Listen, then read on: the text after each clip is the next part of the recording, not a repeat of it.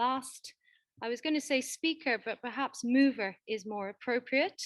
And we're joined here by, oh, sorry, I have some visitors in space here. Oh, right, okay. This is our fishy number. So I'm going to just play that. This one is actually an Arctic char. And I will hand over to yourself, Fiona.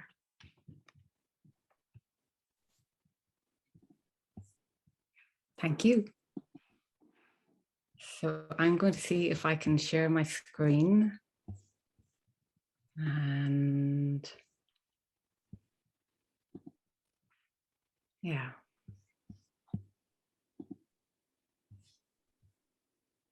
So my name is Fiona Rooney. I'm an archaeologist, an artist, a creative movement facilitator, and I work in healing.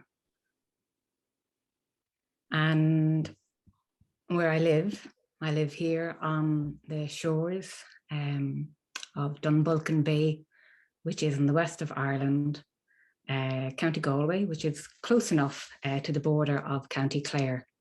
And Fiona, sorry, Fiona, we're not seeing any of your beautiful images, so I'm not sure why. If you want to maybe stop and start again, that's just typical. Yeah, no, I know. Okay, so what do I have to do? Your screen sharing, so stop share. Stop sharing. Okay, I'll try one more time. Okay, I'm going to try to do it this way. Share. This way and open. Okay. So we still have a black screen here. Oh, there we go. Perfect. Okay, so it's a little bit odd. I'll turn it off in a bit because I always find it a little bit disconcerting when I'm this little person down at the bottom. So yes, I'm Fiona Rooney and I live here in the west of Ireland on the shores of Dunbolkin Bay, close to the border of County Clare. So our local saint here is Saint Sweeney or Saint Sarnet, and we know very little about her. We do know that she established a monastic settlement here at Drumacoo, and we know that legend has it that she retired on one of the Aran Islands out in Inishmore, and it's one of the monuments out there that is dedicated to a female saint, and it's called temporality. The interesting thing about this area is that we can see her monastic settlement was established in this area of flooded, and this is marked on the early first edition map of from 1840.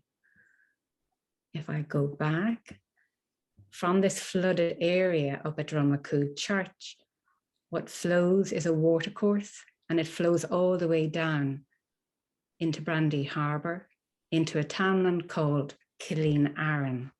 And here we have the link then with Aran, the Church of Aran. And beside this site, there's also a Labba Sweeney, which is Sweeney's bed. And up until about 20 years ago, the locals would keep a vigil all through a night. Somebody would lie in this bed and they'd all take turns. Unfortunately, it's not something that still happens, but it would be wonderful if it did. And this is the place where I go to collect my rushes.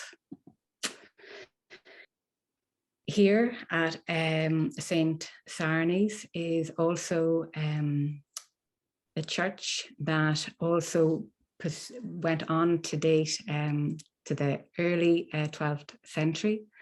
And we see it's the last church where we have what they call the School of the West.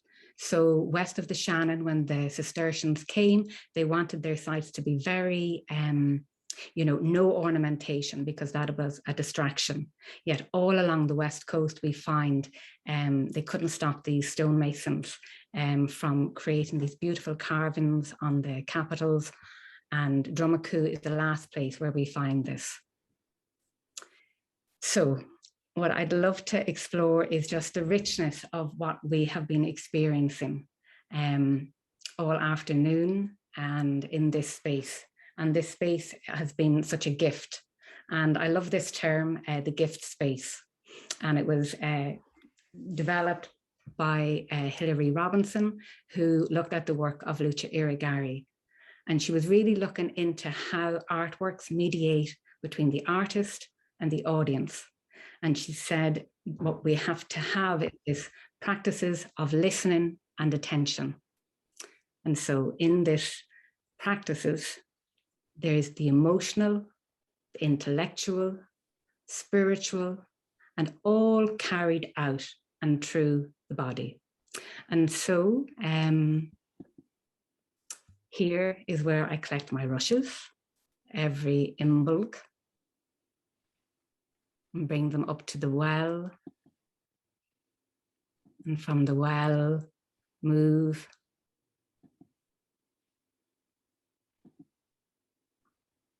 and then bring them home to make the rushes, to make the Bridget's crosses, and send them to friends and family. And so I just wanted to end with just that image of bringing these rushes from these sacred waters and that tradition and how it is still alive and continues, and how we bring these rushes with these sacred waters into our houses, and we use them to bless our houses and bless all those who come in and who leave.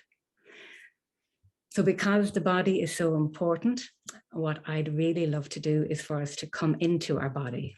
So how do you come into your body, you might ask? So I'd like for all of you to stand and maybe just move away from the screens, if you're comfortable with doing that. So maybe just to come up into standing.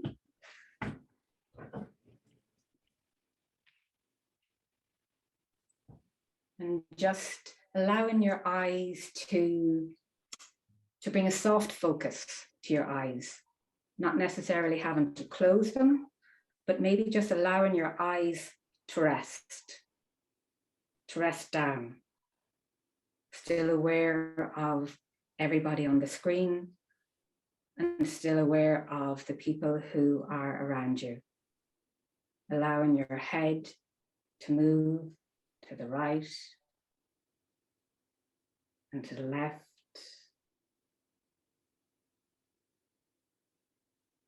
And then if it's helpful, to bring your hands to your chest and to your belly.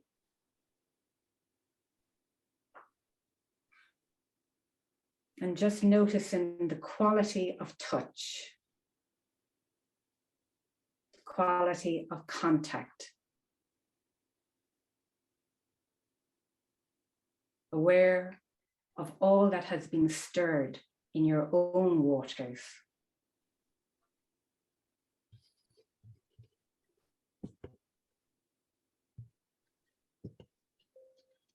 Noticing the rise and fall of your belly and your chest as you breathe in and breathe out.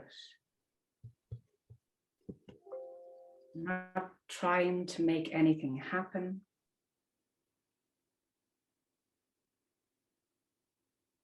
Or just bring in this practice of listening.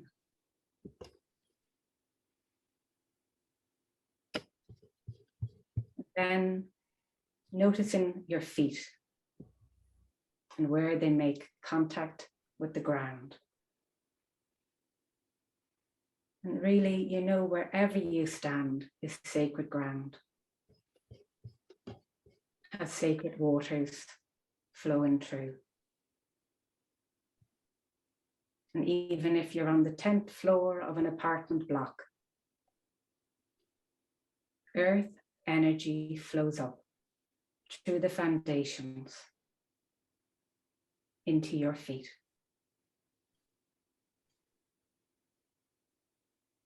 And maybe you can just get a sense of your toes, in your socks, in your shoes. These places of connection, of contact. And then if it's helpful to bring your hands around to your kidneys and your adrenals. And a wonderful teacher of mine, Antoinette Spillane, used to say that when you bring your hands around to your kidney adrenals, bring a little bend in your knees, the kidneys can drop, just allowing them to rest. And then bringing your hands up to the base of your skull, and just there, where the brainstem flows down into the spinal cord through the foramen magnum, just allowing the base of your skull to feel the support of your hands.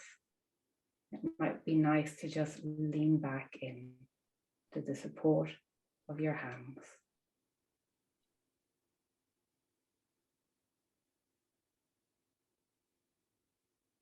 And then bringing the hands down and becoming aware of your little finger on your left hand, and allowing this little finger on your left hand move and move you. And so it can create movement through the air and through space. It can bring movement into your wrist, into your elbows, into your shoulders. And then invite the little finger on the right hand into this movement. And again, that is, our little fingers are directing where we move and where we go, allowing the two of them now to dance together. Bringing us into our wrists, elbows, shoulders, into the hip joints, knee joints, ankle joints, into our own waters and fluid body.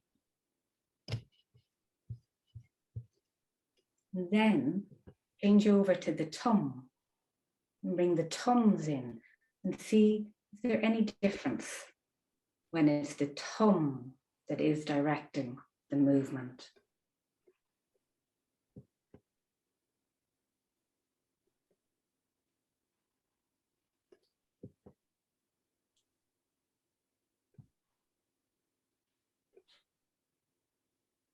And allowing then more movement to come in from the front,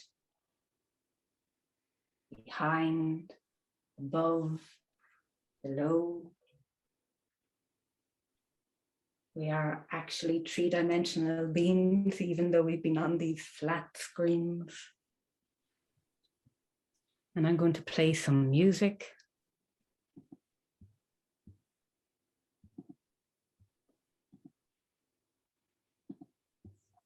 As you dance in your fluid bodies.